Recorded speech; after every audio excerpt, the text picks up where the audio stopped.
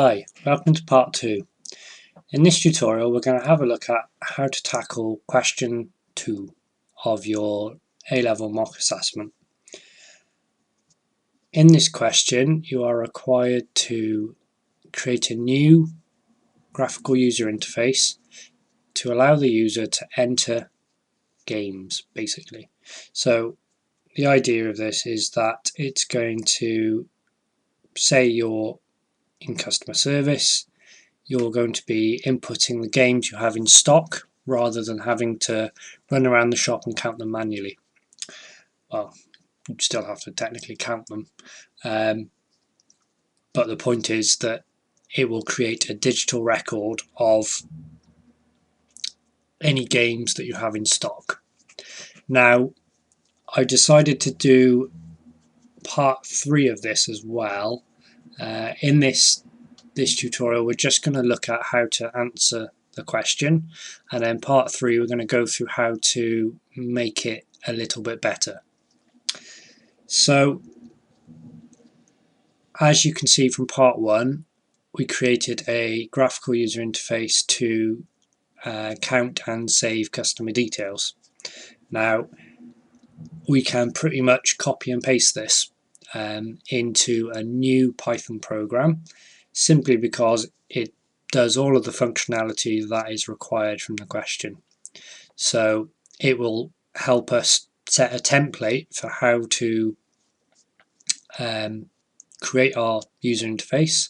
It also does the functionality for saving files, and it also does the functionality for searching for a certain game.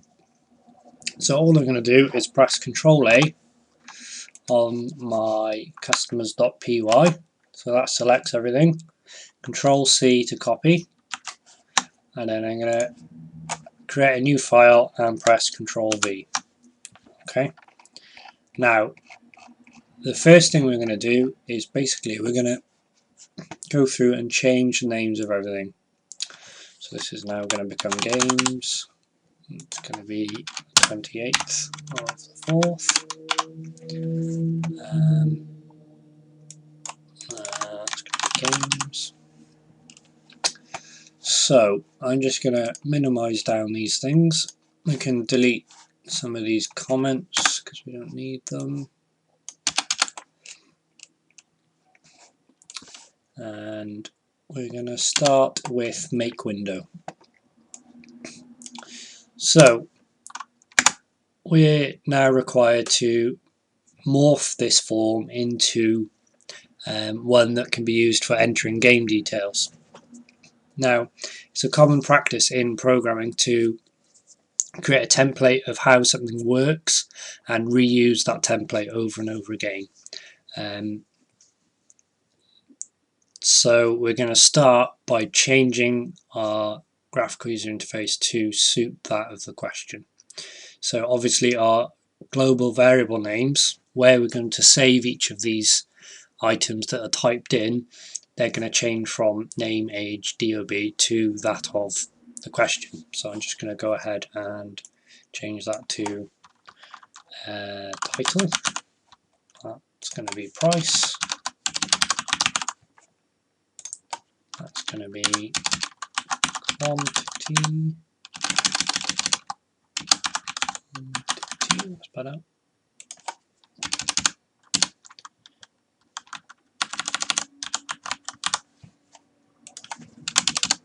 Okay, and I'm going to add one more for publisher.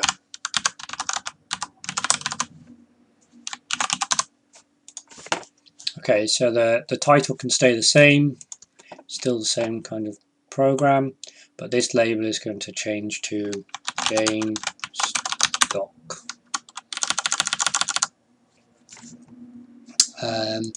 So this is going to be the game title label.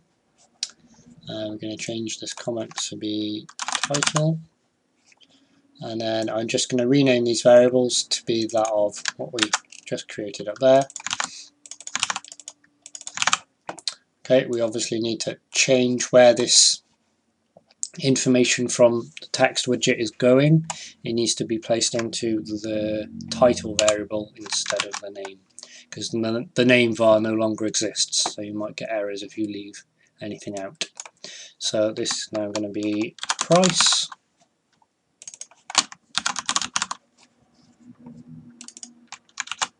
Oops.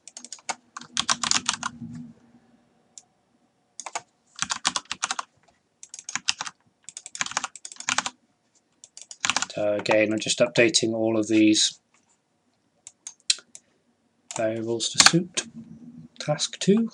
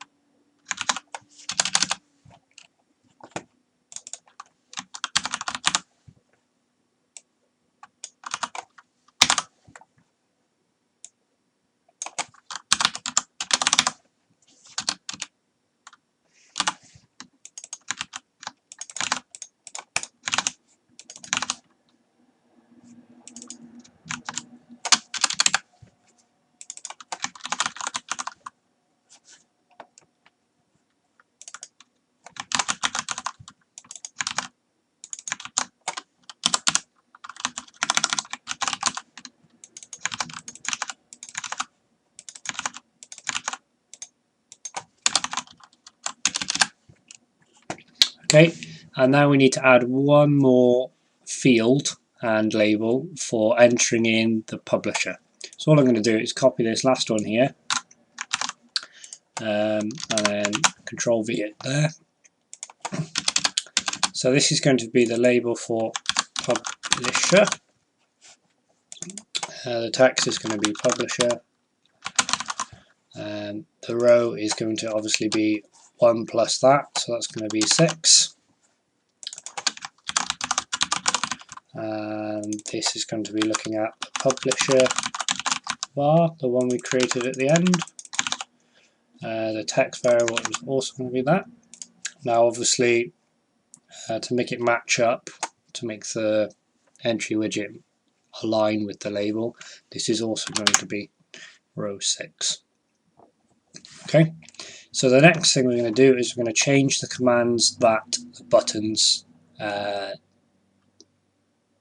send when you click them. So when you click the buttons, we're going to change the name of these functions because we're no longer dealing with customers, we're going to be dealing with games.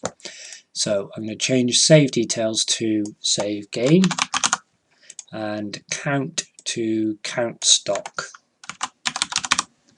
Okay, now that we've changed these two commands, we actually need to create them, because if we ran this at the moment, it wouldn't be able to find save game because our function is currently called save details. So I'm just going to change that to save game, and just like save game, we need to then change our count customers to count stock. Okay, so now we're going to start with save game. Now obviously none of these variables exist anymore, so all we're going to do is change these to be that of games game title save. Oh no, I don't like that. Let's just go with title save. So title save equals title var dot get. Now what this does is this pulls out whatever is typed into the current text box and copies it into this new variable called title save. So I'm just going to go through and change that by there.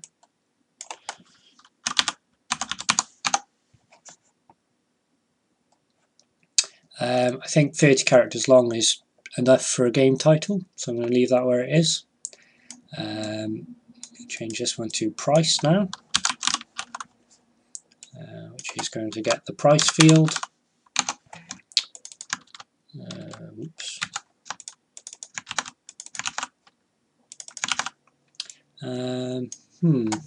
Should we go for price? I think 3 characters is fine. but obviously this depends on whether you want to save decimal places or not, and full stops in the middle, but I'll leave it as 3 for now. So what have we got now? Quantity.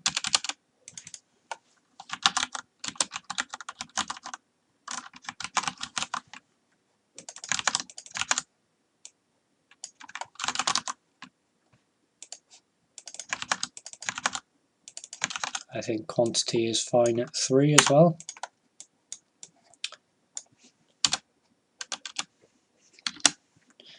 What else have we got? Peggy.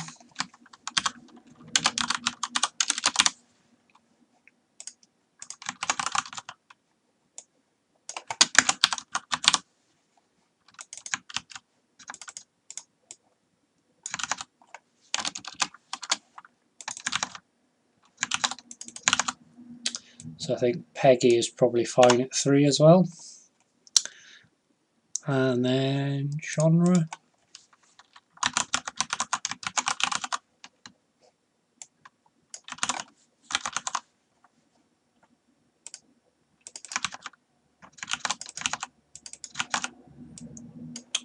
I think genre we could probably get away with 20 characters. And then finally publisher.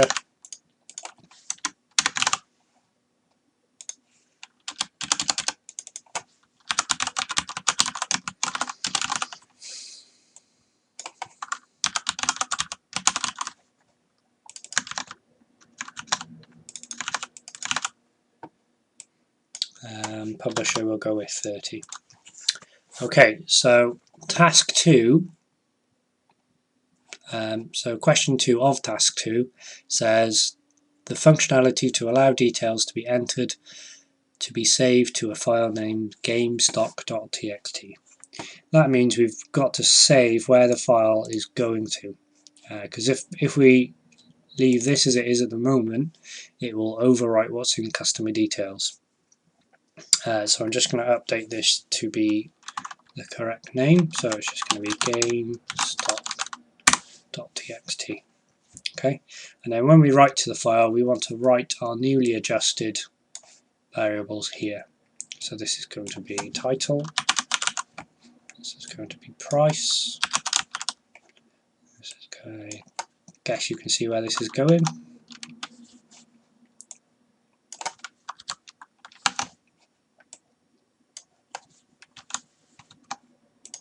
And we want publisher at the end.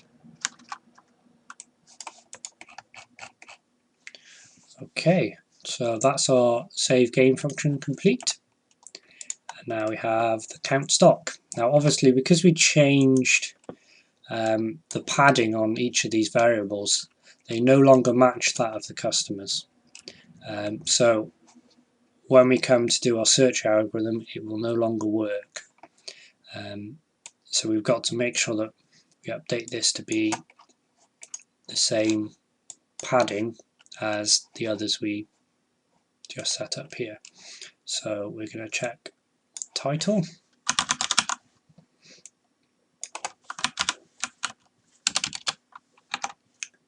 Oops.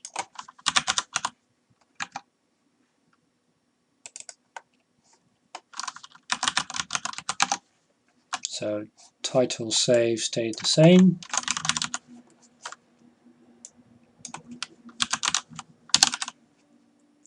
So we don't need to change this number here.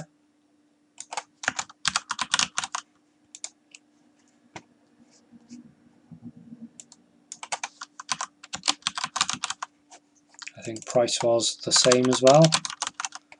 Let's just check. Yes, it was 3.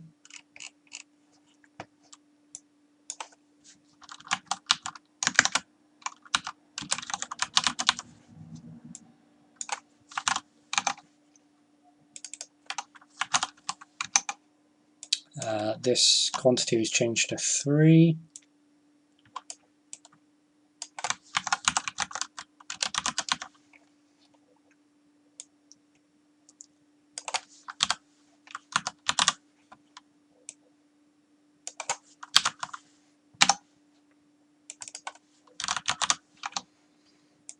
Peggy was also 3 characters. Telephone was genre.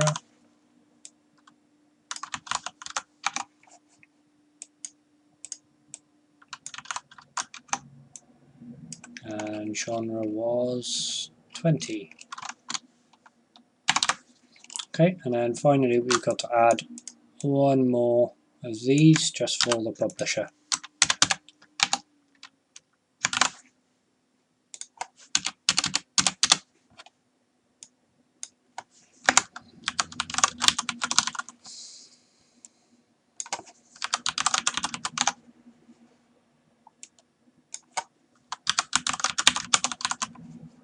And publisher was at an offset of 30. So this is going to be,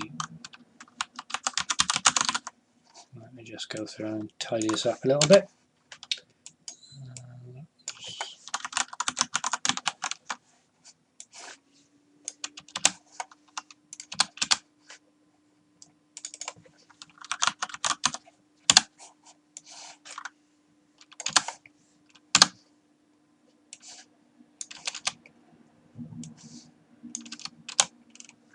Okay, fantastic. We don't need this error check anymore. And now we need to change how many records it should be looking for.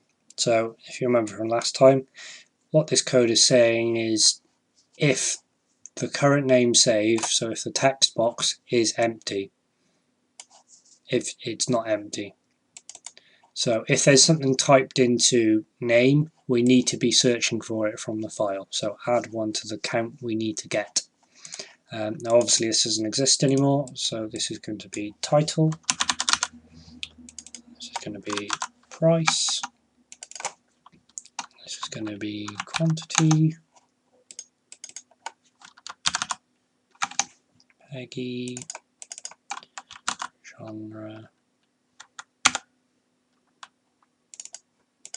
and then we need to add one more for our publisher.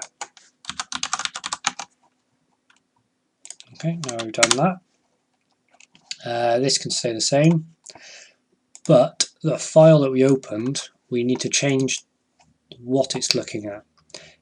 We don't want to be opening the customer details because that isn't where our game stock is stored anymore. Our game stock is now stored in this text file here. I'm just going to copy that. So we want to be opening the correct file. Oh, I've gone too far. There we go. Okay, so we're going to open up our new GameStock.txt, and then what we're going to do is we're going to go through and do the search again. Now obviously all of these offsets are going to need changing now, so that's going to be, let's just update the variables first.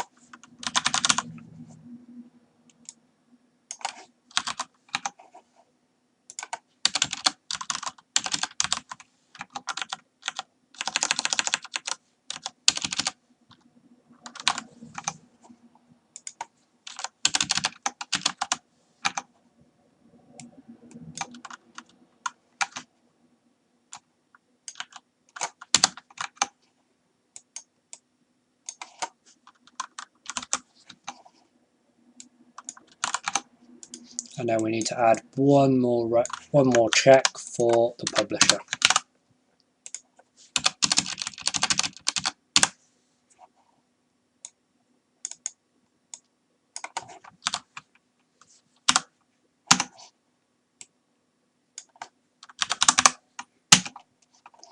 Okay, so price stayed the same.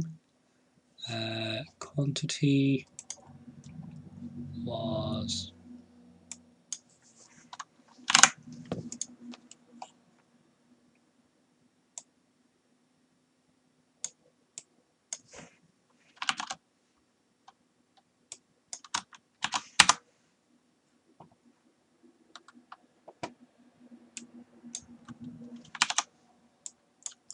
so we're just adding in the correct offsets for each of the padding. How long was genre? Genre was 20.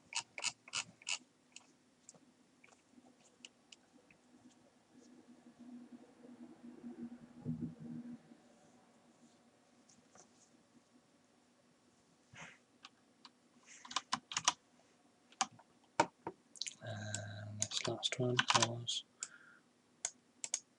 30.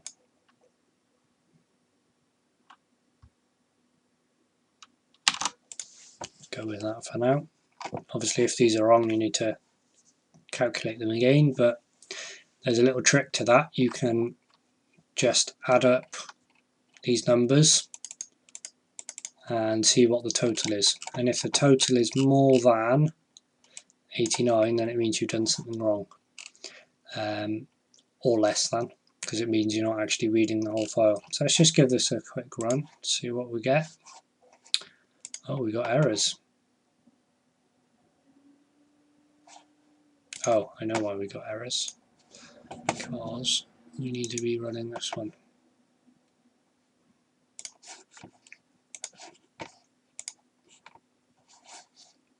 Ah, I forgot a plus.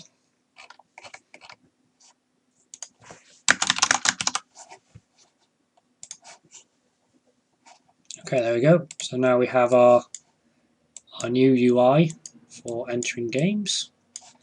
Let's just go with Halo, £35. That amount of stock, 16.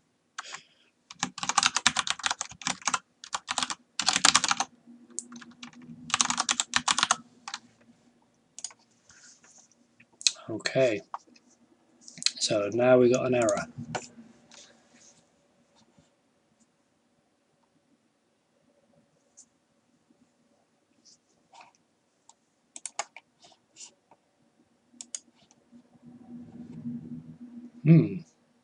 Intriguing.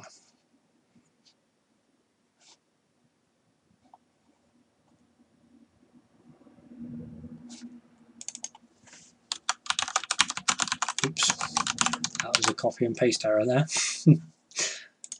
Alright, let's give this one more go. Hello, well that'll do.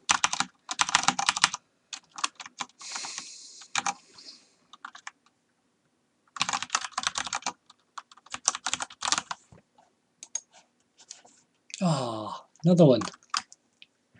Entry has no attribute I'll just. Oh, same mistake again. Alright, third time lucky.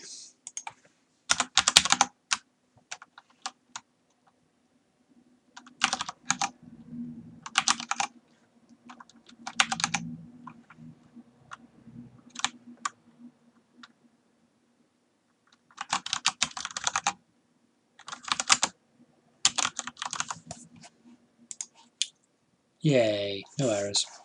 Okay, so now if you open up the file, you should be able to see that it saved that information into a file called gamestock.txt. So in the next tutorial, I'm just going to go through how to make this code a lot better, because at the moment it's not really, it's very error prone because of the way that the reading is structured. And we could also do with a button to go from customers.py to open up the games window. So I'll walk you through how to do that in the next tutorial. We'll also have a look at other ways to go about doing this, because obviously this is based on the template that you've been given. So until then,